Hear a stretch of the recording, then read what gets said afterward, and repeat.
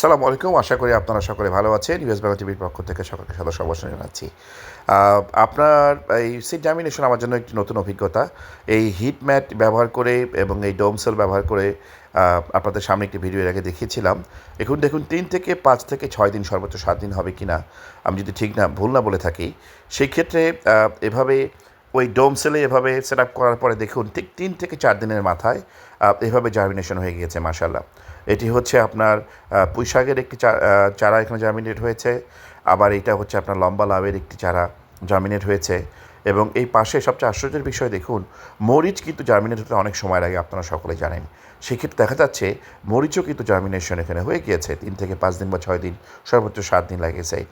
এখানে সুন্দরভাবে জার্মিনেশন হওয়ার চেষ্টা করছে তারা। আপনারা বলতে পারেন একটু লেগি মনে হচ্ছে। ওয়েল, এটা ডিপেন্ড করে চারা টু চারা। সবচেয়ে বড় কথা, প্রথম অভিজ্ঞতা হিসাবে একটু লেগে হয়তো হয়ে থাকতে পারে। নেক্সট টাইম আমি একটু কেয়ারফুল হব। কারণ প্রথম ২ দিন কোনো লাইট ছিল না। এরপরে আমি গ্রো লাইটের হিসাবে একটা লাইট দিয়ে রেখেছি। হয়তো বা সেটাও একটা কারণ হতে পারে, যেটা আমি ভবিষ্যতে টপ টু বটমে আমি লাইট দিয়ে রাখবো। মনে করি সেটা হয়তো হেল্পফুল হবে। এটি হচ্ছে আপনার লাউ গাছ।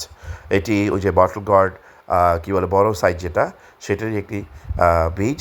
এবং দেখুন এই বীজগুলো মোটামুটি এই ডোমের অলমোস্ট লাইক 90% আমি মনে করি জার্মিনেট হয়ে গিয়েছে। এবং আগে যখন প্রথম সেটআপটা আপনারা দেখলেন তখন 70 দেওয়া ছিল। এরপরে আমি ৩ দিনের মাথায় গিয়ে থার্মোস্ট্যাটের টেম্পারেচারটা আসলে 75 করে রেখেছিলাম। দেখুন 75। এবং ওই দিনকে আমার ঠিক গরম ছিল বেশ, মানে 83.3 ছিল। সকলে ভালো থাকবেন, শুভকামনা রইল। আপনারাও বাসায় ট্রাই করে দেখতে পারেন।